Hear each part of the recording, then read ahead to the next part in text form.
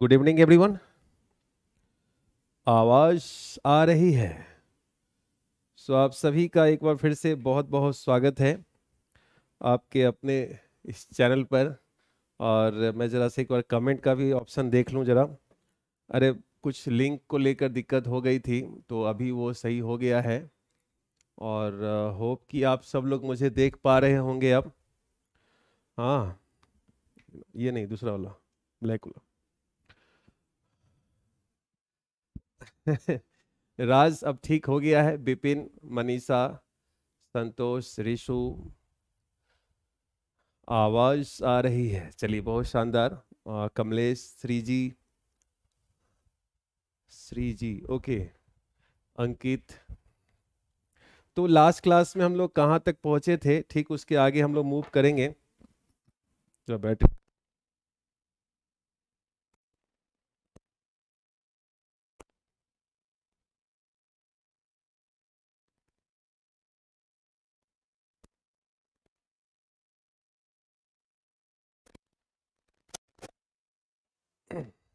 अभी voice clear है सभी को? चलिए।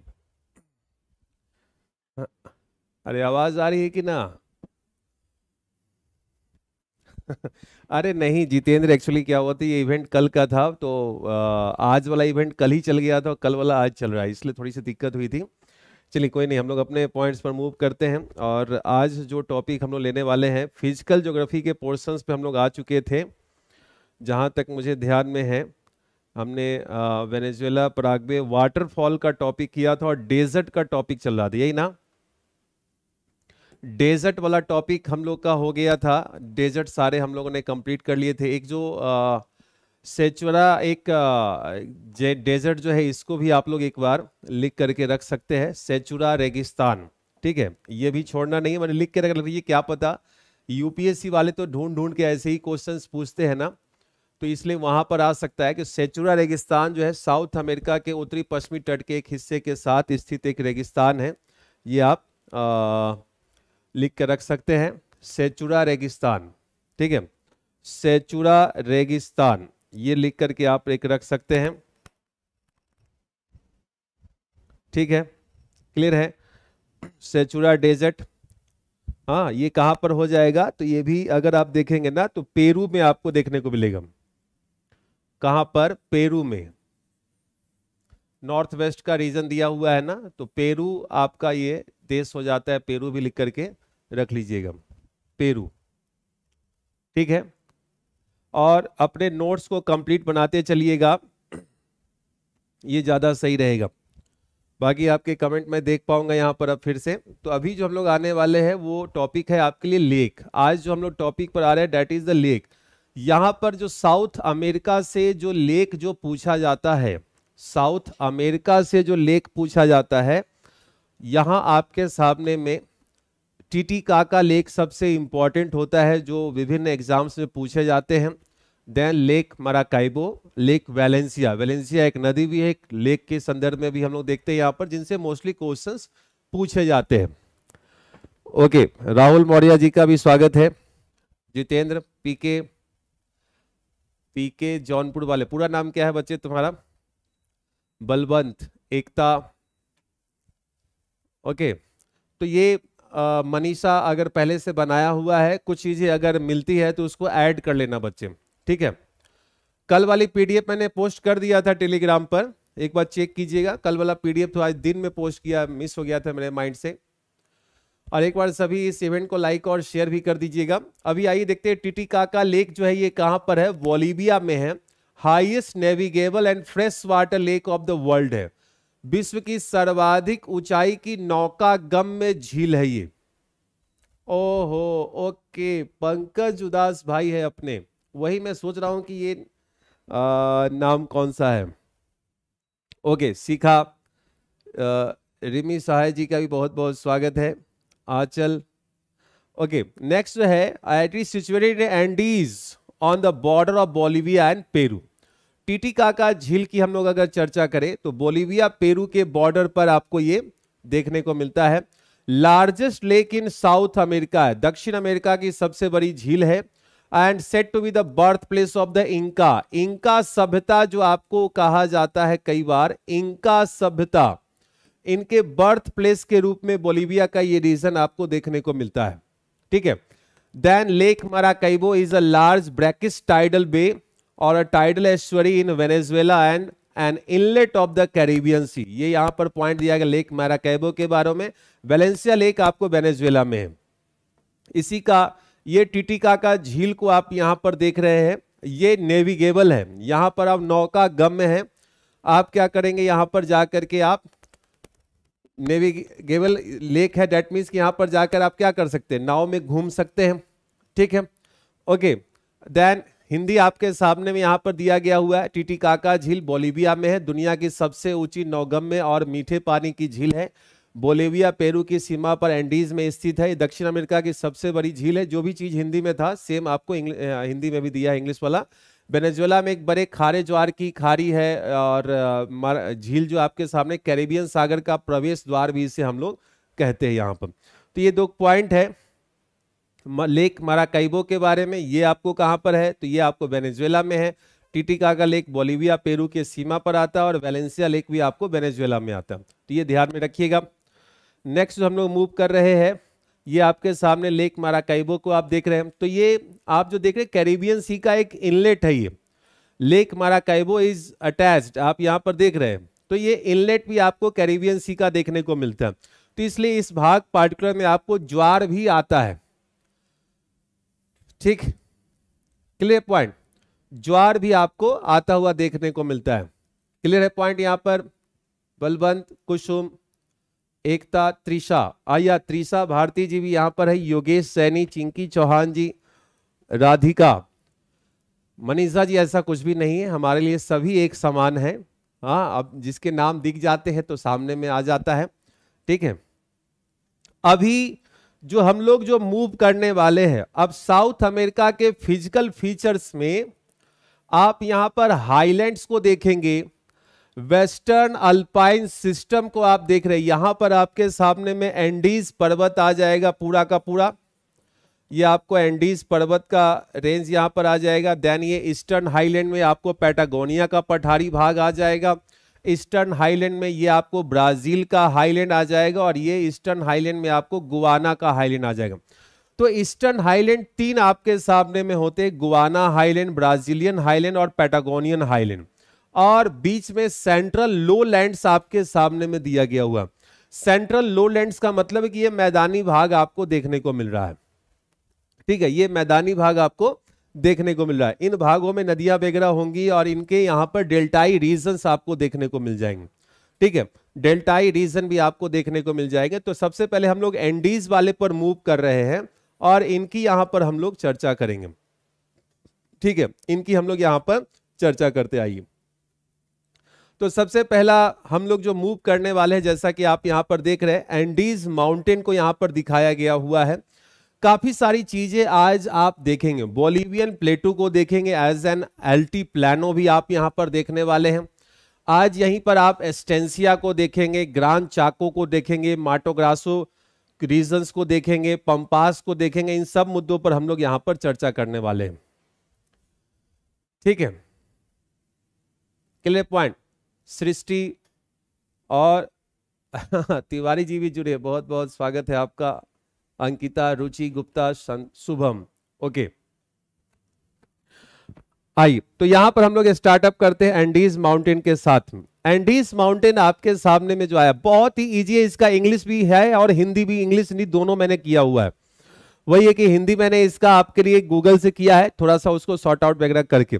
कितना इजी है कि longest mountain range of the world है, लगभग 7800 किलोमीटर की लंबाई है। विश्व का सर्वाधिक लंबा पर्वत श्रेणी है ये। हाँ, विश्व की सबसे लंबी पर्वत श्रेणी आपके सामने में होती है। हिंदी रहेगा विश्व की सबसे लंबी पर्वत श्रेणी। Forms the second highest mountain system in the world and is next to the Himalayas. That means कि हिमालय के बाद विश्व की दूसरी सबसे ऊंची पर्वत श्रेणी। ठीक है, हिमालय के बाद विश्व की दूसरी सबसे ऊंची पर्वत श्रेणी। आपको बताया गया था एक तो लंबाई में ये अधिकतम है, दूसरा हिमालय जो है जो कि आप देखते हैं कि 50 पीक हिमालय में 7000 मीटर की ऊंचाई की देखने को मिलती है। और यहां पर एक पर्वत आपके सामने में होता है जो कि लगभग 6900 मीटर की ऊंचाई का आकांका गुहा आपको देखने को मिलता है। ठीक है, वो भी हम लोग देखेंगे। ओके, तो ये भी देखिए। नेक्स्ट आपके सामने the Andes stretches through the entire continent, पूरे महाद्वीप में north to south from the isthmus of Panama से लेकर मैगलन स्ट्रेट तक ये एंडीज पर्वत का विस्तार आपको देखने को मिलता है। And they are the continuous range of folded mountain. अब ये कैसा सिस्टम है? तो अल्पाइन सिस्टम है। आपको बताया गया हुआ है कि ये जो पर्वत तंत्र है ये किस प्रकार का पर्वत तंत्र है। अल्पाइन पर्वत तंत्र आपको देखने को मिलता है। तो ये वलित पर्वत होते हैं। ये यहां पर आपके सामने दिखाया गया है, western coast of South America पर है।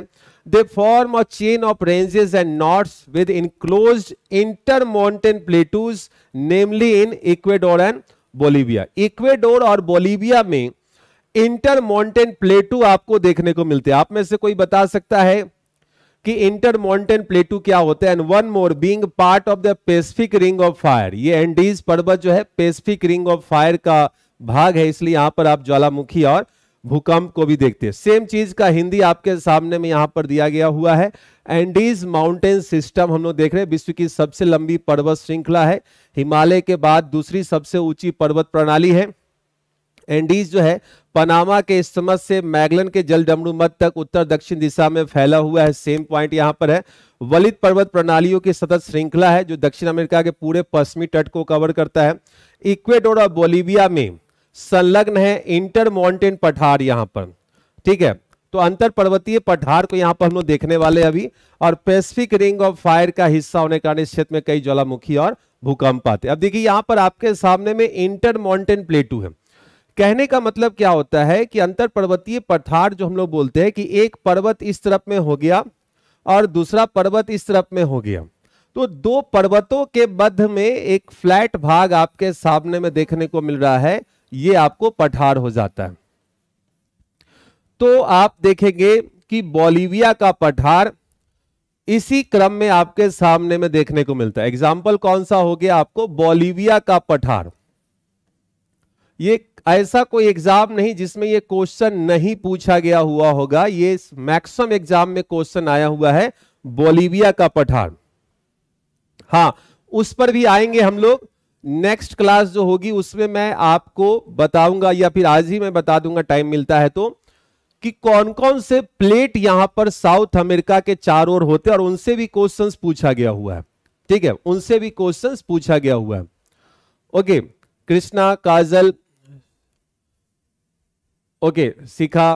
थोड़ी सी मेहनत तो करनी पड़ती है जब थोड़ा सा कंटेंट हाई रहेगा तो। हाँ, एग्जैक्टली कृष्णा कुमार जी, पंकज, योगेश, वेद प्रकाश जी भी जुड़े हैं, बहुत बहुत स्वागत है आपका। रंजीत, आइए। तो ये इंटर माउंटेन प्लेटू मैंने आपको यहां पर अभी दिखाया। अब देखिए एक पॉइंट आ रहा है कि एंडीज माउंटेन सिस्टम जो आपके सामने में है उसमें एंडियन स्टेट से क्वेश्चंस बनते हैं कि एंडियन स्टेट्स में, एंडियन जो देश है उनमें कौन कौन से देश सम्मिलित होते हैं उनके विस्तार को लेकर। तो ये पॉइंट है, इसमें 7 देश आपके सामने में होते हैं और किस प्रकार की स्थिति। 2-3 पॉइंट पहले फैक्चुअल देख लीजिए, फिर हम लोग इसके एंडियन कंट्रीज पर आते हैं। सो highest volcanic mountain peak of the world, कभी जो आपसे क्वेश्चन पूछा जाएगा विश्व का सबसे ऊंचा ज्वालामुखी पर्वत कौन सा है, तो वो आपका आकांका गुहा है। 6962 मीटर मैंने बताया, और ये extinct volcano lies in Argentina है। तो ये जो है मृत है या शांत ज्वालामुखी है, कौन सा? तो आकांका गुहा मृत या शांत ज्वालामुखी है। माउंट कोटोपैक्सी, ये world's highest active volcano in Ecuador आपके सामने में है। अभी देखिए ये एनसीईआरटी में आपके सामने यही लिखा मिल जाता है। एनसीईआरटी कहती है माउंट कोटोपैक्सी विश्व की सबसे ऊंचा सक्रिय ज्वालामुखी है, जबकि आप गूगल वगैरह पर सर्च करेंगे और ये आया हुआ यूपीपीएससी का क्वेश्चन भी है, वहां पर दिया गया था highest active volcano in the world of Argentina. तो ओजोस डेल सलाडो, इसका इंग्लिश भी आपके सामने में है, ओजोस डेल सलाडो ये अर्जेंटीना में है, दुनिया का सबसे ऊंचा सक्रिय ज्वालामुखी है। गूगल पर भी आप सर्च करेंगे तो यही मिल जाएगा। अब कोटोपैक्सी की ऊंचाई अधिक नहीं है, जबकि ओजोस डेल सलाडो की ऊंचाई अधिक आपको देखने को मिलती है। ठीक है, क्लियर पॉइंट यहां पर। तो ये भी ध्यान रखिएगा। यहीं पर एक नाम और आपके सामने लिख देता हूं, चिम्बराजो। चिम्बराजो पर्वत जो हो जाता है ये आपके सामने में कहां पर है, तो इक्वेडोर में है। इक्वेडोर में है चिम्बराजो पर्वत, और इसे हम लोग प्रसुप्त ज्वालामुखी में रखते हैं। ठीक है, तो ये ज्वालामुखी वगैरह में हम लोग इसकी चर्चा करते रहेंगे। फिलहाल अभी आप चिम्बराजो पर्वत एक लिख के रखिएगा, इक्वेडोर। ठीक है, चिम्बराजो पर्वत आपका इक्वाडोर हो जाएगा। बेसिकली अब देखा जाए तो इसमें भी कोई प्रसुप्त ही नहीं, ये तो आपको मृत या शांत ज्वालामुखी में आ जाएगा। किलिमंजारो, आपको चिम्बराजो, माउंट पोपा, ये सब के सब। ठीक है, ध्यान रखिएगा इन सब पॉइंट्स को। अब देखिए एक पॉइंट जो आपके सामने में आ रहा है वो रहेगा, the Andes range is widest in Bolivia. कहने का मतलब है कि एंडीज पर्वत जो है ये दो भागों में बट जाती है, दो श्रृंखलाएं इसकी हो जाती है, दो चेन हो जाते हैं, और दो चेन होते हैं कॉर्डिलेरा ऑक्सीडेंटल, कॉर्डिलेरा ओरिएंटल। ध्यान दीजिएगा जरा सा यहां पर सभी लोग। इस प्रकार से जब आप एंडीज पर्वत को देखेंगे तो ये दो भाग इसके हो जाते हैं, और जो पैसिफिक ओशियन की तरफ में जो भाग होगा, जो भाग आपका पैसिफिक ओशियन की तरफ में होगा, इस श्रेणी को हम लोग कहते हैं कॉर्डिलेरा ऑक्सीडेंटल। ये रहा ना आपके सामने, कॉर्डिलेरा ऑक्सीडेंटल, प्रशांत महासागर की तरफ में। ये भी बना करके रख लीजिएगा, प्रशांत महासागर की तरफ जो होगा वो कॉर्डिलेरा ऑक्सीडेंटल होगा, और महाद्वीप की तरफ जो होगा, महाद्वीपीय क्षेत्र की तरफ जो होगा वो आपको हो जाएगा कॉर्डिलेरा ओरिएंटल। तो दिस वन इज ओरिएंटल। ये वाला भाग जो आपके सामने में होगा ये हो जाएगा आपको ओरिएंटल, और ये वाला आपका ऑक्सीडेंटल। ऐसे याद रखिएगा, ये एक बार आया हुआ यूपीएससी का क्वेश्चन है, तो आपको इसको डिटेल्स में थोड़ा सा ध्यान रखने की जरूरत है। तो दो पॉइंट हमने दिखाया कि एंडीज रेंज जो है, एक तो सर्वाधिक जो वाइडेस्ट होता है कहां पर होता है, बोलिविया के क्षेत्र में सर्वाधिक वाइडेस्ट होता है, 640 किलोमीटर का इसका। हाँ ग्वाकिल, ठीक है सही जा रहे हो। ओके विनोद, कोई बात नहीं है। नवनीत जी, आएगा कैरियर बिल पर भी बहुत ही जल्द आएगा, तो उस पर हम लोग, क्योंकि एक्चुअली जो लास्ट प्लेटफॉर्म था वहां पर बैचेस हमारी फिनिश है, तो जो नया जो भी बैचेज है वो सब के सब हमारे कैरियर बिल के थ्रू ही आने वाले हैं। ठीक, बोलिवियन प्लेटू और एल्टी प्लानो वर्ड यूज किया गया यहां पर, lies between these two chains. दो चेन्स जो होते हैं ऑक्सीडेंटल और कॉर्डिलेरा ओरिएंटल की हम लोग अगर बात करते हैं, तो उसके मध्य में एक बोलिवियन प्लेटू और अल्टी प्लेनो भी यहां पर आपके सामने में देखने को मिलेगा। इस पार्टिकुलर भाग में जब इसके दो भाग होंगे तो बीच में आपको एक पठारी भाग देखने को मिलेगा जो कि बोलिवियन प्लेटू होता है। बोलिवियन प्लेटू जो है rich deposits of tin, tin के लिए फेमस है। सर्वाधिक टीन आपको कहां से मिलेगा, तो बोलिविया से आपको मिलता है, ये ध्यान रखिएगा। जरा इस फिगर में देखिए, ये जो रेंज जो आप जो देख रहे हैं, देखिए अब ये जो भाग जो आप जो देख रहे हैं, ये वाला भाग है आपको ऑक्सीडेंटल, और ये वाला भाग जो आपके सामने में आ रहा है इसको हम लोग कहते हैं ओरिएंटल। और इन्हीं दोनों के बीच में ये आपके सामने में क्या हो गया, तो ये है बोलिविया का पठार, यही वाला भाग ना है बोलिविया का पठार, तो इसी को हम लोग कहते हैं एल्टी प्लानो। कभी आपसे क्वेश्चन बन जाए कि अल्टी प्लानो क्या होता है, अल्टी प्लानो को ऐसे अल्टी प्लानो भी लिखकर आ सकता है, तो यही आपको इंटरमॉन्टेन प्लेटू है। इंटरमॉन्टेन प्लेटू है जो कि एंडीज, ऑक्सीडेंटल एंडीज और ओरिएंटल एंडीज के बीच का भाग है। बेसिकली फेमस फॉर टीन होता है। ये समझ में आया है कि नहीं आया है, जरा सा बताइए तेजी से। विनोद, रिशु, रंजीत, तिवारी जी, काजल, ये समझ में आया कि अल्टी प्लानो क्या है, यही आपका इंटरमॉन्टेन प्लेटू आपके सामने में देखने को मिला। बोलीविया का जो पठार जो है ना, बोलीवियन प्लेटू ही आपका एल्टी प्लेनू है। बोलीवियन प्लेटू ही आपका एल्टी प्लेनू है। ठीक है, गोविंद कुमार जी, बिल्कुल मेरे भाई, बाकी मेरे जीएस के कोर्स पूरी तरह से वहां पर कंप्लीट है।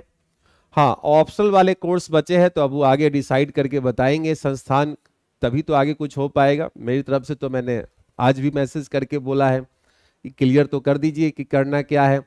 इवन देखो, ये टीचर के लिए भी बड़ी चीज होती है ना कि आपके कोर्स टाइम पर फिनिश हो जाए। चलिए, बहुत शानदार कि आपको समझ में आ रहा है। कमलेश, शिखा, आंचल, सृष्टि, पंकज, रंजीत, संतोष, एकता, त्रिशा, जितेंद्र, काजल, मनीषा, ओ दो मनीषा है, तो मनीषा कुमारी जी का भी स्वागत है। और मनीषा जी तो रेगुलर आती ही आती हैं। ठीक है, ओके, वेरी नाइस। चलिए आगे की ओर मूव करते हैं। एंडियन कंट्री यहां पर हम लोग आ रहे हैं। तो एंडियन कंट्री जब है, आपके सामने में देश पूछा जा सकता है कि एंडियन देश कौन कौन से हैं। तो एंडियन देश की हम लोग बात करते हैं, तो जिस भी देश में इसका एक्सटेंशन है वो आपके सातों देश यहां पर आपके सामने में है। ये क्वेश्चन बनता है कि एंडियन देश में कितने देश सम्मिलित होते हैं। पहला नाम आपके सामने में Colombia, Venezuela, Ecuador, Peru, Bolivia, Argentina और चिली। ये 7 देश आपको एंडियन कंट्री में आते हैं। कोई भी एक इसमें से दूसरा डाल करके पूछ लिया जाएगा। खासकर देखता हूं मैं तो आपके सामने में हो सकता है गुआना डाल दे, ब्राजील डाल दे, पराग्वे, उरुग्वे में से कोई भी एक डाल दिया जा सकता है। ठीक है, नवनीत, थोड़ा सा समय तो लगेगा। अच्छा, सरोज जी भी आई हैं, समझ में आया है, चलो बहुत बढ़िया। सरोज, इसके नोट्स बना लीजिएगा। आप ही वाले नोट्स को मैं बाकी बच्चों को भी टेलीग्राम वगैरह पर भी पोस्ट कर दूंगा। ठीक है, बिल्कुल रंजीत। हाँ चलिए, बहुत शानदार। फूल कुमारी जी का भी स्वागत है। और ये देखिए, एक अब बहुत शानदार बच्चा आता हुआ, भूतों की रानी सोनम, कहाँ थी तुम सोनम। हाँ, ओनिस, ग्रेट। ठीक है, नेक्स्ट देखिए, आप इस तरह से अपने पिक्चर में 7 देश दिखा करके रख सकते हैं। मतलब आप यहां पर ऐसे दिखा सकते हैं कि हाँ ये वेनेजुएला है, कोलंबिया है, हाँ इक्वेडोर है, पेरू है, बोलीविया है, चिली है, अर्जेंटीना है। इस तरह से आप दिखा करके रख सकते हैं। हाँ, ये इसमें भी मतलब रानी तो रानी ही होगी ना, मतलब भूतों की हो या कोई भी हो। हाँ हाँ यही बात तो सही है। सबसे बड़ी चीज देखिए, इसमें भी पॉजिटिव चीजों को देखिए। ऑलवेज जीवन में देखिए, आपको पॉजिटिव सोचना चाहिए। Don't think anything about negative, क्योंकि जीवन में कुछ नहीं रखा है अभी। मतलब मैं क्या ही बताऊं, आप लोग बहुत छोटे हैं अभी उस संदर्भ को समझने के लिए। लेकिन मैंने इन चीजों को अभी मैं जीवन में पहली बार अभी जो मैं 2-3 दिन क्लास जो नहीं चल पाई, तो मोक्ष धाम गया हुआ था मैं, गढ़मुक्तेश्वर में। There I have seen several at least 21 to 22 cremation. Okay, तो एंड आई हैव रियलाइज कि कुछ नहीं है जीवन में। I visited that place very first time. हाँ, तो समझ में आता है जीवन में खुश रहिए, मुस्कुराते रहिए, क्योंकि वो जो मैं कहता हूं ना कि मुस्कुराती आंखों से देखो तो दुनिया हसीन नजर आती है। मुस्कुराती आंखों से देखो तो दुनिया हसीन नजर आती है, वरना भीगी आंखों से तो आईना भी धुंधला नजर आता है। तो मुस्कुराते रहिए, जीवन में कुछ नहीं लिखा है। हाँ बिल्कुल बिल्कुल। हाँ, ये देखिए, शिखा जी ने बहुत ही पते की बात बताई है। हाँ, शीत बसंत जी भी जुड़े हैं, जूली झा, सृष्टि। अरे भूत प्रेत निकट नहीं आवे, महावीर जब नाम सुनाबे। हाँ, इसी बात पर एक बार हो जाए जय श्री राम। देखिए, आज महावीर का दिन है और आस्था और आपकी श्रद्धा भगवान के प्रति, उस भक्ति, ईश्वरीय आस्था जो होती है वो हमेशा बनी रहे आप सबकी। ओके योगेश, हाँ भाई मैं आया था अभी, उसी संदर्भ में 3-4 दिन में नहीं था ना आप लोगों के साथ में, क्या कहते हैं, तो ये आप लिख करके रख लीजिएगा। आइए नेक्स्ट आपके सामने में आ रहा है, देखिए यहां पर मैंने लिखा है उस प्लाटा दर्रा। ये आपके सामने में एक दर्रा मैंने निकाला,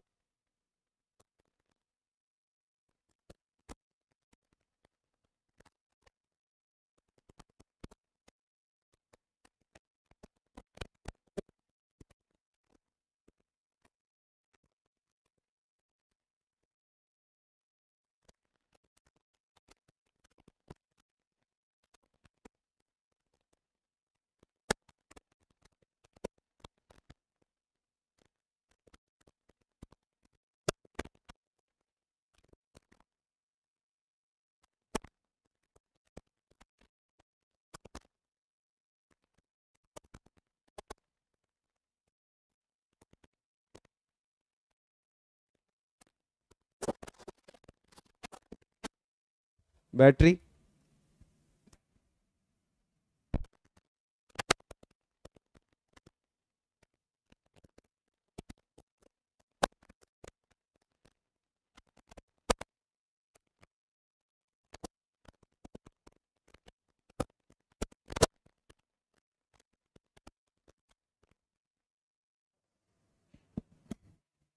उसको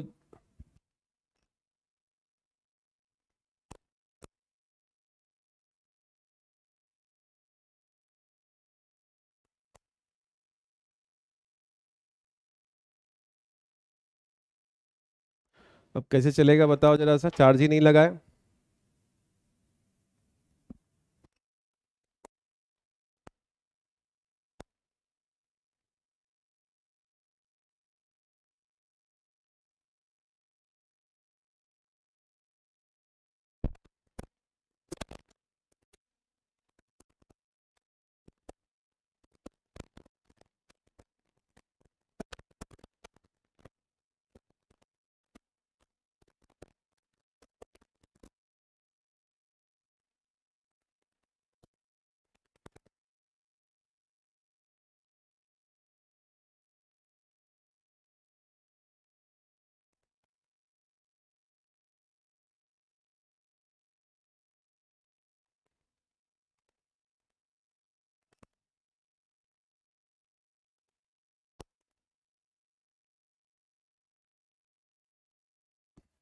आज बैटरी ही चार्ज नहीं किया किसी ने। हाँ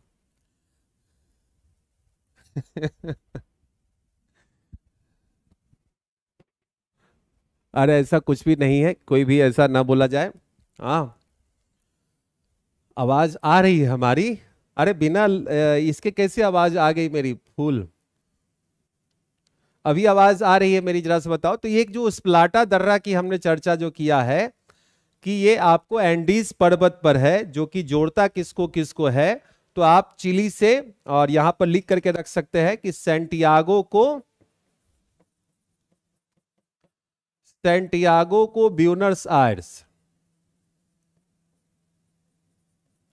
सेंटियागो को ब्यूनस आयर्स, और मेंडोजा बीच में आ जाता है, बाकी आप ब्यूनस आयर्स लिख कर रख सकते हैं। अरे ऐसे बिना आवाज, अभी चार्ज में लगा के आया हूं, क्या करोगे? अभी अंकेश जी क्लास ले रहे थे, उन्होंने ना चार्ज में लगाया तो मिस कर गए। अब आ रही है, कोई नहीं, मैं अभी चार्ज में लगाया, 5 मिनट चार्ज हो जाएगा, काफी फास्ट ट्रैक में चार्ज होता है तो हो जाएगा। अब इसी उस प्लाटा दर्रा और एंडीज पर्वत के पार आपको ट्रांस एंडियन रेलवे देखने को मिलेगा। क्वेश्चन कई बार बन जाता है ट्रांस एंडियन रेलवे कहां पर है। ट्रांस एंडियन रेलवे भी आपसे अगर पूछा जाएगा तो यह भी कौन सा हो जाएगा आपको, चिली अर्जेंटीना। यह भी आपको कौन सा हो जाएगा, चिली अर्जेंटीना। ठीक है, तो trans Andean railway passes through Uspallata passes, it connect Santiago और Valparaiso Chile to Buenos Aires. ध्यान रखिएगा अर्जेंटीना, सेंटियागो और वालपरेजो दोनों शब्द को ध्यान रखिएगा। यहां पर एक शब्द आ रहा है वालपरेजो, सेंटियागो और वालपरेजो दोनों लिख के रखिएगा। क्वेश्चंस कहां से बनेंगे, जानकारी रखना है, सैंटियागो और वालपैराइसो को ब्यूनस आयर्स अर्जेंटीना से जोड़ता है। ठीक है, ओके है यहां तक। तो ये भी ध्यान में रखिएगा, इन सब से भी क्वेश्चंस आपको बन जाते हैं कि ट्रांस एंडियन रेलवे किसको किसको जोड़ता है। तो सैंटियागो वालपैराइसो को ब्यूनस आयर्स अर्जेंटीना से जोड़ता है, ये सब क्वेश्चंस बनते हैं, ध्यान रखिएगा। अब आइए एक बार फिर से आपको मैं लेकर चलूंगा इन्हीं हाईलैंड्स को एक बार। अभी हमने एंडीज पर्वत वाले भाग को देखा था यहाँ पर, अभी हम लोग जो देखेंगे ईस्टर्न हाईलैंड वाले भाग की ओर मूव करते हैं और यहीं पर छोटी मोटी चीजों की जानकारी आपके साथ में करें। कुछ प्लेटू की हम लोग यहाँ पर और भी चर्चा कर रहे हैं, प्लेटू ऑफ माटो ग्रासो। देखिए ध्यान रखिएगा, ये भी क्वेश्चन बन सकता है। माटो ग्रासो का पठार,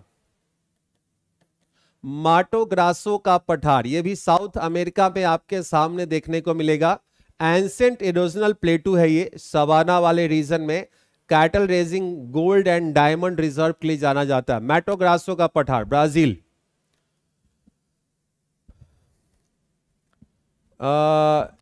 देखिए एक बच्चे का नाम बड़ा ही शानदार रखा है। अरे आवाज अभी आ रही है ना विनोद, एक बार मुझे देखते जाना क्योंकि एक ही पॉइंट इसमें बचा हुआ है बस। शीत बसंत जी, पहाड़ जब टूटते हैं तो रेलवे खराब नहीं होती? नहीं भाई, उस तरह से थोड़ी ना बनाया गया हुआ है। देखिए नाम भी बहुत शानदार है आपका चुलबुली जी, तो ये मैं बताना चाहूंगा कि जो रेलवे बनाया गया हुआ है, ऐसे तो आपके पहाड़ी क्षेत्र में भी रेलवे बनाया गया, वो तो पूरा पहाड़ के कारण खत्म हो जाना चाहिए, ऐसा थोड़ी ना होता, तरीके से बनाया जाता है ना। इन्हें प्लेट ही क्यों बोलते हैं? प्लेट अभी प्लेट पर चर्चा करेंगे आगे हम लोग, ठीक है, प्लेट पर चर्चा आगे आप लोगों से होगी। क्लियर है? जरा इस स्विंग को सही कर दूं मैं, अभी सही। अब देखिए प्लेटू ऑफ बॉर्बरेमा यहां पर दिखाया गया हुआ है और ब्राजीलियन हाईलैंड यहां पर आपको दिखाया गया हुआ है। ये सब ध्यान में रखिएगा ब्राजील के संदर्भ में, ठीक। ब्राजीलियन हाईलैंड भी है, लावा प्लेटू है, मिनास गिरास रीजन में आयरन और गोल्ड रिजर्व मिलते हैं, वो हम लोग पहले ही जान चुके हैं। तो ये क्वेश्चन बन सकता है कि माटो ग्रासो का पठार कहां पर है, ठीक है, ये एक ध्यान में रखिएगा। ये आपको हिंदी इसका आ गया, मैंने जैसा बोला कि जो इंग्लिश में वही हिंदी में आपको दिया गया हुआ है, तो कोई ऐसा दिक्कत नहीं होगी आपको कभी भी। अब यहां पर हम लोग आ रहे हैं द ईस्टर्न हाईलैंड। हाँ, द ईस्टर्न हाईलैंड को यहां पर हम लोग दिखा रहे हैं, इसका मैं आपको हिंदी कर देता हूं यहां पर। ये कठोर पुरानी चट्टानों से बने पठार है। अमेजन नदी इन्हें उत्तर में गुआना हाईलैंड और दक्षिण में ब्राजीलियाई हाईलैंड में अलग करती है। तो दो हाईलैंड हम लोग यहां पर देख रहे थे अभी फिगर में, यहां पर आपके सामने में देखिए कि ये नदी कौन सी है, तो ये नदी है आपके सामने में अमेजन। तो अमेजन नदी इसके दो भाग पहले बनाती है, जो कि गुआना हाईलैंड है और ब्राजीलियन हाईलैंड है, ठीक है। इसकी चर्चा बाद में की जाएगी एक बार फिर से। तो हमने देखा कि अमेजन नदी दो भागों में बनाती है। ये आपको पवन बारिश नदियों से खराब हो चुके हैं पूरी तरह से, ये जो हाईलैंड्स है ये आपको अपर्दित हो चुके हैं, बहुत ही ज्यादा अपर्दित है। यह क्षेत्र जो है कैसा है, तो अपर्दित क्षेत्र है, ठीक। इनके पास पूर्वी तट के साथ खड़ी चट्टानें और केंद्रीय मैदानों की ओर धीरे धीरे ढलान है। मतलब कि यहां पर कहने की भाग है कि पूर्वी तट के साथ में चट्टानी भाग है और केंद्रीय भाग की ओर मैदानी की स्थिति आपके सामने में है। ब्राजील के हाईलैंड्स के सवाना घास के मैदान को हम लोग क्या कहते हैं? कैंपोस कहते हैं। ये मैं अलग से लिखवाऊंगा, घास स्थल हम लोग अलग से लिखेंगे। और केंद्रीय तराई की ओर इसे माटो ग्रासो का पठार कहते हैं। अभी हम लोग देख रहे थे माटो ग्रासो का पठार कहा जाता है, पूर्वी हाईलैंड्स में आग्नेय और मेटामॉर्फिक चट्टानें पाई जाती। तो ये कुछ पॉइंट है आपको किसके बारे में, साउथ अमेरिका के ईस्टर्न हाईलैंड की हम लोग यहां पर कुछ चर्चा कर रहे हैं। साउथ अमेरिका के ईस्टर्न हाईलैंड की हम लोग यहां पर कुछ चर्चा कर रहे हैं। ओके, ताकि मलिक जी भी जुड़ी हैं, बहुत बहुत स्वागत है। त्रिसा, ओके। अब देखिए highlands are split into 3 regions, 3 भागों में बांटा गया है। फिगर में हमने देख लिया है ब्राजीलियन, गुआना और पैटागोनियन प्लेटू को। आइए सबसे पहले वही चीज हम देखेंगे, ब्राजीलियन, गुआना और पैटागोनियन प्लेटू को। सबसे पहले यहां पर आ रहा है गुआना हाईलैंड्स। गुआना हाईलैंड्स की हम लोग अगर बात करते हैं तो ये कुछ पॉइंट इसके बारे में दिया गया हुआ है, कुछ बहुत ज्यादा भी नहीं, लेकिन ध्यान रखना है कि भौगोलिक रूप से लंबाई 1000 मीटर से 1000 मील से अधिक होती है। इस भाग में वर्षा अधिक होती है। उष्णकटिबंधीय वर्षा वन, सोना, हीरा, लोहा आदि सब पाया जाता है।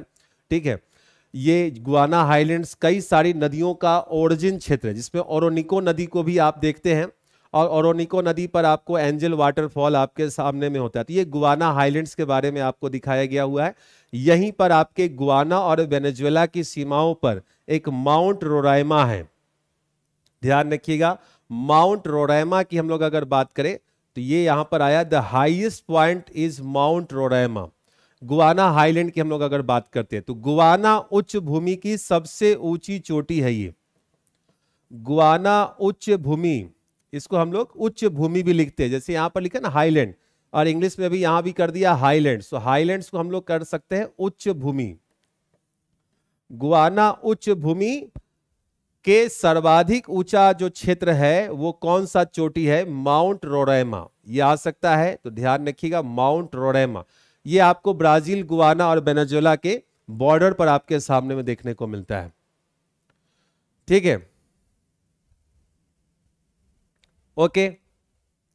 दीप शिखा जी भी आ चुकी हैं, बहुत बहुत स्वागत है।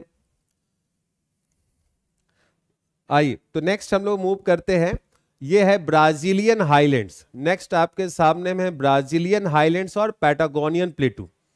जो चीज हिंदी में है सेम आपके सामने में हिंदी इंग्लिश में है, हिंदी में भी वही चीज आपको दे दिया गया हुआ है। बस जानकारी के लिए आपके सामने में होना चाहिए कि ब्राजीलियन हाईलैंड्स कहां पर है, पैटागोनियन प्लेटू कहां पर। इतने डिटेल्स नहीं आएंगे, लेकिन जानकारी होनी चाहिए आपके लिए कम से कम कि ये ब्राजीलियन हाईलैंड्स जो है ये 800 मील लंबाई का है, दक्षिण पूर्वी ब्राजील में। अब ये जो भाग आपके सामने में आ रहा है दक्षिण पूर्वी ब्राजील में, ध्यान दीजिएगा, मैं आपको बताना चाहूंगा कि ये जो ब्राजीलियन हाईलैंड्स का रीजन जो है वो ये रीजन होता है बेसिकली, और यहीं से आप देखिएगा कई सारी नदियां निकल करके ऊपर की ओर जाते हुए देखने को मिलती हैं। तो जो उच्च भूमि का क्षेत्र होगा वहीं से नदी निकलेंगी, यहीं से नदी इधर भी आएंगी, जो कि पराना नदी आपके सामने आती हुई देखने को मिलेगी ब्राजील अर्जेंटीना के क्षेत्र में। तो ये एक हाईलैंड है जहां से कई नदियों का ओरिजिन यहां पर आपको देखने को मिलेगा। Clear point. नेक्स्ट, पैटागोनियन प्लेटू हम लोगों ने लास्ट क्लास में यहां पर किया था।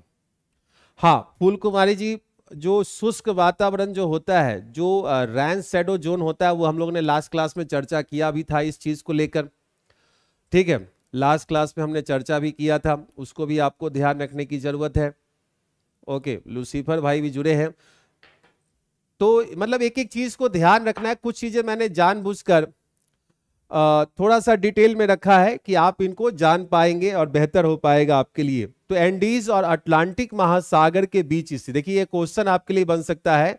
मैंने कल ही डिस्कस किया था कि पैटागोनिया का पठार जो है वो आपको एंडीज पर्वत और अटलांटिक महासागर के मध्य में है, और ये वृष्टि छाया का क्षेत्र था। याद कीजिए जरा सा, लंबाई लगभग 1000 मील की है। पैटागोनिया दक्षिणी अर्जेंटीना में रियो निग्रो नदी से लेकर, देखिए रियो निग्रो नदी से लेकर टिएरा डेल फ्यूगो तक और मैगलन के जल डमरू मध्य तक विस्तारित है।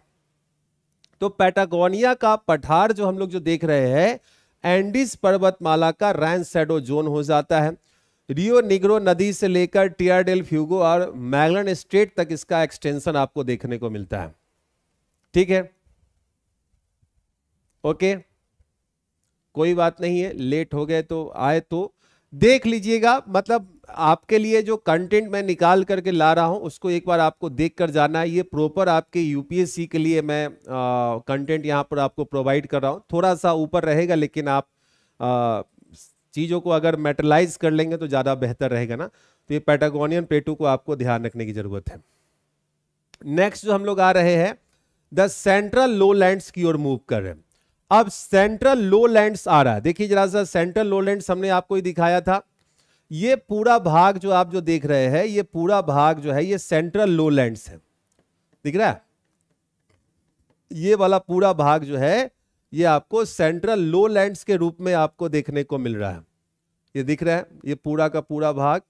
तो अब इसकी हम लोग चर्चा करने वाले। यहीं पर आपके सामने में ग्रान चाको आएगा, पंपास आएगा, अमेजन नदी का बेसिन आता है, इसी में लानोस, इसी में कैंपोस, ये सब आपको आ जाएंगे। यहां पर कटिंगा के वन आते हैं, अभी मैं वनों की चर्चा कर लूंगा अगर टाइम बचता है मेरे पास में, तो उसको ये मैं बता दूंगा यहां पर। तो सेंट्रल हाई लो लैंड्स पे आते हैं, केंद्रीय तराई का क्षेत्र ये होता है।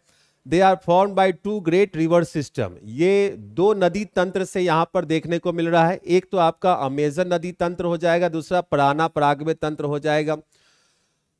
मेनली यहां पर वनस्पतियों को देखकर क्वेश्चंस बनते, यहां से वनस्पतियों से क्वेश्चंस बनेंगे। ओरोनिको बेसिन जो होगा वो डेंस ट्रॉपिकल फॉरेस्ट हो जाएगा। अमेजन नदी का क्षेत्र जो हो जाएगा वो डेंस ट्रॉपिकल रेन फॉरेस्ट हो जाएगा। देन ओरोनिको बेसिन से थोड़ा सा ऊपर जाएंगे तो ये आपको लानोस का क्षेत्र आ जाएगा। तो इसको मैं आपको दिखाता हूं, जरा सा ध्यान दीजिएगा, एक फिगर बना के मैं आपको दिखाता हूं यहां पर। जैसे कि आप इस प्रकार से, थोड़ा सा और इसको छोटा ही करना पड़ेगा।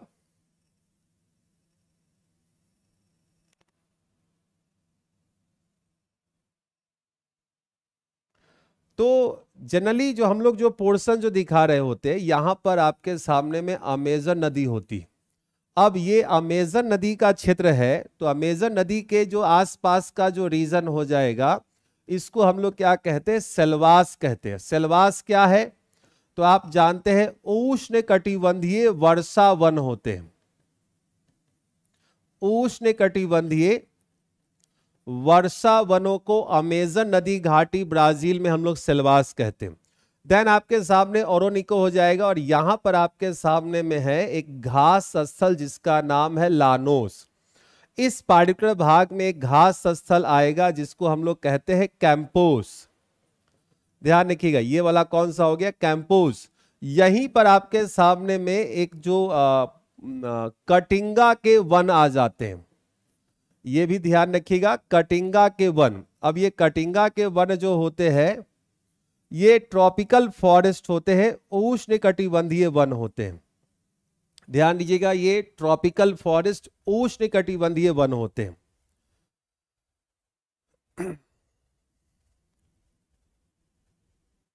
ओके, चलिए उस पर भी हम लोग विचार बिल्कुल कर लेंगे, शिखा जी, ठीक है। वेनेजुएला, अब ये बिल्कुल बात सही है कि ये वाला जो पॉइंट है, लानोस कहां पर है, तो वेनेजुएला में है, और ये सेल्वास वाला भी ब्राजील का क्षेत्र हो जाता है। ये दोनों कटिंगा और ये दोनों आपको ब्राजील में हो जाते हैं, ठीक। तो इनसे भी क्वेश्चंस बनते हैं। अभी थोड़ी देर में हम लोग मूव करेंगे और जानकारी हासिल करेंगे इस पार्टिकुलर भाग में आपके सामने में पंपास की। तो पंपास पे आएंगे, ये शीतोष्ण घास स्थल हो जाएगा। ये दोनों उष्ण कटिबंधीय घास स्थल होते हैं, वेनेजुएला में लानोस, ब्राजील में कैंपोस। कटिंगा के वन जो है ये उष्ण कटिबंधीय वन है, ट्रॉपिकल फॉरेस्ट है, और सेल्वास जो है उष्ण कटिबंधीय वर्षा वन है। चीजों को स्पष्ट समझिएगा। इसी के साथ आपके सामने में यहां पर अभी हम लोग देखने वाले हैं ग्रान चाको। ग्रान चाको भी क्या है, तो एक लो लैंड है, और ये आपको हल्की दलदली मृदा पाई जाती। ग्रान चाको के क्षेत्र की हम लोग अगर चर्चा करते हैं तो ध्यान रखिएगा, ठीक है। ट्रॉपिकल फॉरेस्ट 30 डिग्री के लगभग, ठीक है, मतलब उतने तक मिल जाएगा, कोई दिक्कत की बात नहीं। लूसीफर जी, आदित्य, फूल कुमारी जी 30 से 35 डिग्री पर जा रही हैं। हाँ, ये निचले भाग में पंपास, यहां वेनेजुएला में लानोस, ब्राजील में आपको कैंपोस, और कटिंगा तो उष्ण कटिबंधीय। अब उष्ण कटिबंधीय वन क्या, मानसूनी वन। उष्ण कटिबंधीय वन क्या, यही आपको मानसूनी वन हो जाता है, जहां पर आप पतझड़ वन को देखते हैं। बेसिकली ये आपके पतझड़ वन के संदर्भ में आ जाएगा, ठीक है। आइए, तो मैंग्रोव, ये केंद्रीय तराई के भाग को हम लोग यहां पर देख रहे थे अभी थोड़ी देर पहले। ओरोनिको बेसिन में घने उष्ण कटिबंधीय वन है। उत्तरी भाग सवाना घास से ढका एक मैदान है जिसे हम लोग लानोस कहते हैं। अमेजन बेसिन के भूमध्य रेखीय जंगल को हम लोग सेल्वास कहते हैं, ये हम लोग अभी चर्चा कर चुके हैं। पराना पराग्वे के मुहाने के आसपास समृद्ध समशीतोष्ण घास के मैदान पाए जाते हैं, जिसको हम लोग क्या कहते हैं, पंपास कहते हैं। ध्यान रखिएगा, तो ये पराना पराग्वे के मुहाने, अर्जेंटीना, उरुग्वे। मैं आपको यहां पर बताना चाहूंगा कि पंपास का क्षेत्र जो हो जाता है ये कौन सा हो जाएगा, Argentina and Uruguay, Argentina and Uruguay. और देन इन नदियों के उद्गम स्थल पर ग्रान चाको नामक झाड़ीदार जंगल भी आप देख रहे हैं, हल्की दलदली मृदा भी वहां देखने को मिलती है, ग्रान चाको, ध्यान रखिएगा ये, ठीक है, ग्रान चाको। हाँ एग्जैक्टली आदित्य चौधरी जी, बहुत शानदार, बहुत बढ़िया। हाँ लुसीफर कर लेना भाई। तो मतलब चीजों को ध्यान में रखने जरूरी है ना। ये केंद्रीय तराई हमने देखा, अब जैसा कि आप यहां पर देख रहे हैं ग्रान चाको, ये आपके सामने दिखाया गया हुआ है, देख लीजिए जरा सा, ग्रान चाको, ठीक। एक ग्रेट लोलैंड आपके सामने में आ रहा है, marshes region mainly for cattle rearing called hunting land, ठीक है। माटो ग्रासो वाला पठार तो आपको ब्राजील में चला जाएगा, ये लोलैंड का रीजन जो आज आ रहा है आपको, ये कैटल रियरिंग है। कैटल रियरिंग समझ में आ रहा है, जहां पर मवेशियों का चारागाह है, समझ लीजिएगा इसको, मवेशियों का चारागाह है ये। पंपास के थोड़ा सा ऊपर आप जाएंगे तो ये देखने को मिलेगा, ठीक है। 19 कोई भी डाउट हो पूछ लेने का मेरे भाई, ठीक। पंपास यहां पर आपके सामने में आ गया, टेम्परेट ग्रासलैंड है, स्टेपी रीजन का, सेंट्रल अर्जेंटीना और उरुग्वे में, एंड सदर्न ब्राजील, छोटा सा भाग ब्राजील का रहता है लेकिन ये बहुत कम एरिया होता है, known as the pampas. World's greatest agriculture regions for grain and beef, ध्यान रखिएगा। और यहीं पर एक घास आपके सामने में होता है, इसका हिंदी मैंने रखा हुआ है अल्फा अल्फा। अल्फा अल्फा is a nutritious leguminous grass, ध्यान रखिएगा। ये कैटल का फूड होता है, मवेशियों का चारा होता है बेसिकली। और यहां पर एक पॉइंट और भी आपके सामने, फ्रिगोरिफिकस, फ्रिगोरिफिकस की हम लोग बात करें, well developed slaughter houses, fully technological, ये हम लोग ने चर्चा वहां पर किया था। सेम चीज हिंदी में आपके सामने में है कि अल्फा अल्फा जो है एक पौष्टिक फलीदार घास है, मवेशियों का भोजन है। फ्रिगोरिफिकस जो है ये विकसित बूचर खाने हैं। अनाज बीफ के लिए दुनिया का सबसे बड़ा कृषि क्षेत्र है, इसको हम लोग व्हीट क्रेसेंट भी कहते हैं। एक पॉइंट होगा भी कहीं पर लिखा हुआ, जहां तक मुझे ध्यान में मैंने रखा है, व्हीट क्रेसेंट वर्ड भी आप ध्यान में रखिएगा, ठीक है। इसी को व्हीट क्रेसेंट भी हम लोग कहते हैं, एक वर्ड लिख कर रख लीजिएगा, व्हीट क्रेसेंट। तो ये हमने पंपास और ग्रान चाको की यहां पर चर्चा किया है, ठीक है। इसके डिग्री नहीं लिखने हैं फूल कुमारी जी, सबके लैटिट्यूड लॉन्गिट्यूड थोड़ी ना याद करने की जरूरत है, सबके लैटिट्यूड लॉन्गिट्यूड याद करने की जरूरत नहीं है, तो क्यों परेशान होना है उसके लिए, ठीक। आइए नेक्स्ट जो देख रहे हैं, ये आपके सामने एक नया आ रहा है। अब आपके सामने बिल्कुल एक न्यू फैक्ट आएगा, हो सकता है कि आपकी जानकारी ना हो। यहां पर देखता हूं इसका हिंदी में कर पाया था या नहीं कर पाया था, किया है मैंने, चलिए बहुत शानदार। एस्टेंसिया की बात यहां पर की जा रही है, एस्टेंसिया, ध्यान रखिएगा, एस्टेंसिया की यहां पर हम लोग चर्चा कर रहे हैं बेसिकली। तो एस्टेंसिया क्या होते हैं, ये कैटल फार्म्स होते हैं, estates in Pampas region used to raise livestock, cattle और sheep। यहां पर गाय और भेड़ों के लिए क्या किया जाता है, एक फार्म होता है, ये फार्म है। यहां पर सारी गाय और भेड़ें वगैरह यहां पर आपके सामने में होती हैं। यहीं पर एक कंसेप्ट होता है आपको काऊ बाय का भी, और यहां पर उसका एक नाम आपको देखने को मिलेगा, क्या, गाउचो।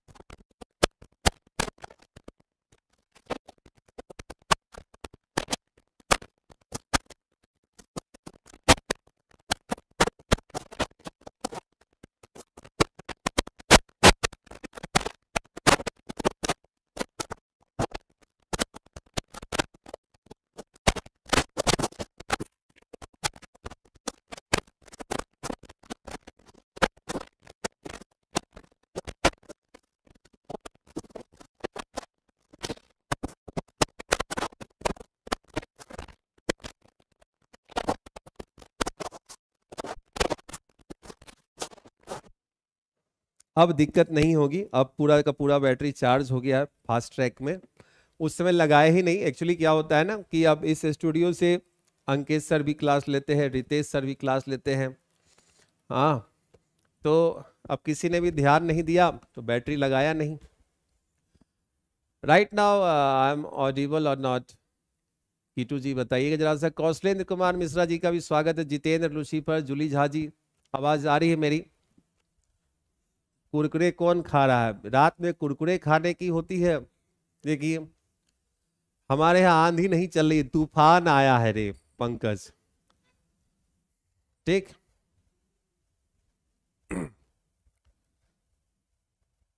देखिए कौशलेंद्र जी हमारे बिहार से आते हैं। हाँ, एक चीज मैं फिर से बता देता हूं, फूल कुमारी जी ध्यान रखिएगा कि क्या मैं चर्चा कर रहा था। जनरली क्या होता है कि अर्जेंटीना, उरुग्वे के क्षेत्र में क्या होता है कि फार्म होते, बड़े बड़े मवेशियों के फार्म होते हैं, और मवेशियों के फार्म को हम लोग एस्टेंसियाज कहते हैं। ठीक, और वहां पर इन मवेशियों को रखा जाता है। अब एक व्यक्ति होगा, एक स्किल्ड हॉर्समैन है, इसी को हम लोग गाउचो जो है ना, यही है आपका काउबॉय। आप देखते होंगे इसी को काउबॉय कहते। काउबॉय का मतलब ये नहीं कि गाय पर बैठा हुआ है, ये व्यक्ति जो है तो ये घोड़े पर बैठा हुआ, लेकिन इसके हाथ में दो पिस्टल होते हैं। दोनों पिस्टल निकालेगा, एक गोली सुबह चलाएगा, सारे के सारे गाय जो है ये आपको कहां चले गए? पंपास के मैदान में चले गए। अब ये दिन भर यहां पर क्या कर रहा है? गाय घास खा रही है। कौन सा घास खा रही है? तो गाय घास खाती है अल्फा अल्फा। अब सोचिए घास भी इतना शानदार है, अल्फा अल्फा घास को गाय खा रही।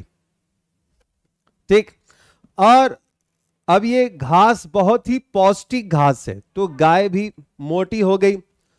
ठीक है, गाय भी मोटी हो गई। अब इसको यहां से फिर वो लोग कहां ले जाएगा? फ्रीगोफ्रिकस वाले में ले जाएगा।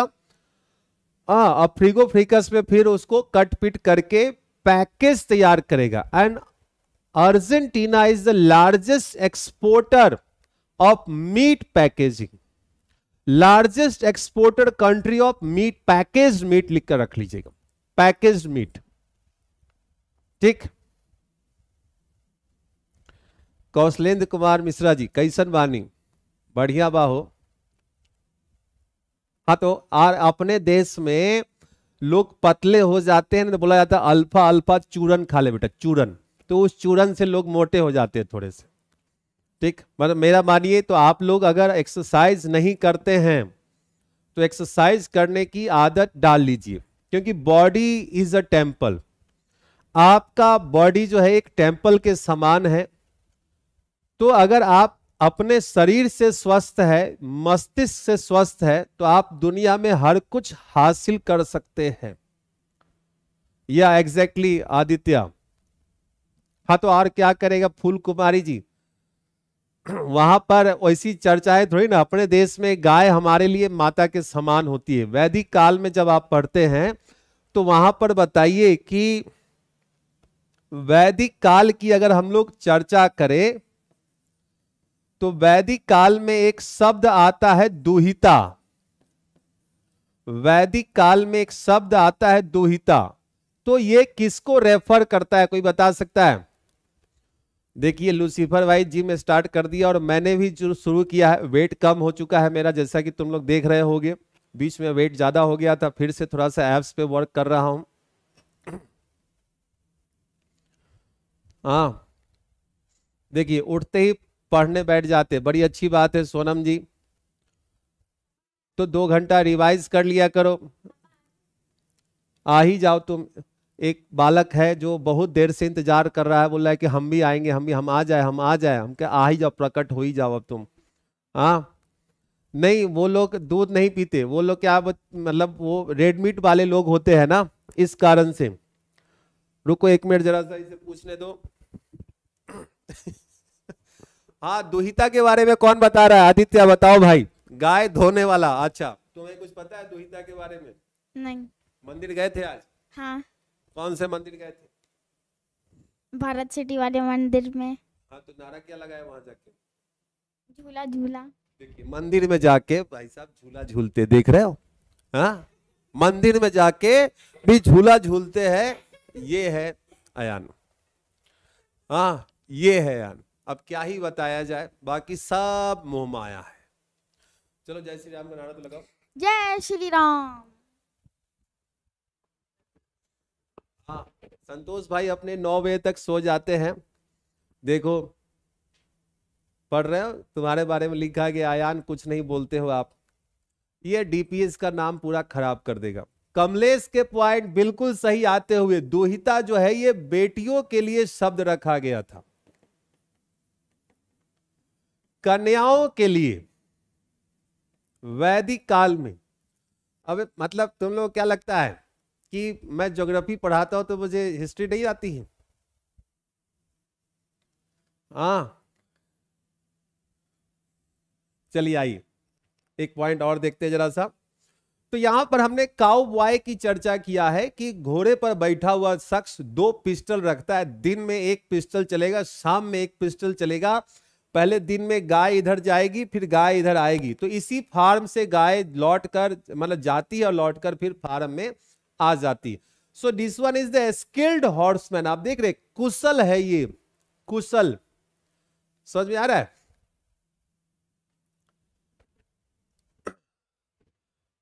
ओके मयंक सर जी का भी बहुत बहुत स्वागत है, हमारे बड़े भाई की तरह है और काफी शानदार खुद ही सर पढ़ाते हैं। आपका ही बहुत बहुत स्वागत है सर जी। क्या कीजिएगा, सब मोह माया है।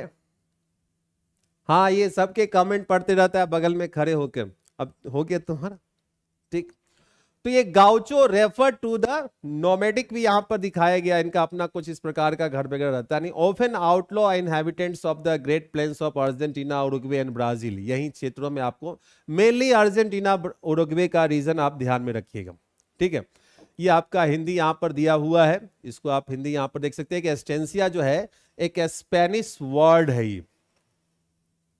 हाँ ब्राजीलियाई पुर्तगाली शब्द है जो निजी भू स्वामित्व का वर्णन करता है स्टेंसिया के लिए, ठीक है। अल्फा फूल कुमारी जी, अल्फा अल्फा is a leguminous nutritious grass, ठीक ओके। ये ध्यान रखिएगा। एक आप लोगों के लिए मैं यहां पर एक शब्द लाया हूं, पेंटानल वेटलैंड्स। किसी ने अगर नाम सुना है तो ठीक है, पेंटानल वेटलैंड्स। अब तुम उधर बैठ जाओ, वहां से कमेंट पढ़ो। पेंटानल वेटलैंड्स, ओके। ये भी ध्यान रखिएगा, पेंटानल का नाम पुर्तगाली शब्द दलदल से लिया गया है। ये यूपीएससी में आपके लिए क्वेश्चन यहां से बन सकता है। दुनिया का सबसे बड़ा उष्णकटिबंधीय आर्द्र भूमि है ये हो सकता है कि आपने पहली बार आप इसको सुन रहे होंगे, पेंटानल वेटलैंड्स। योगेश लास्ट पॉइंट इसको कंप्लीट कर लेते हैं भाई। यह 3 दक्षिणी अमेरिकी देशों में आपको देखने को मिलता है, बोलीविया, ब्राजील और पराग्वे। बोलीविया, ब्राजील और पराग्वे के रेंज में आपको पेंटानल वेटलैंड्स आपको देखने को मिलता है।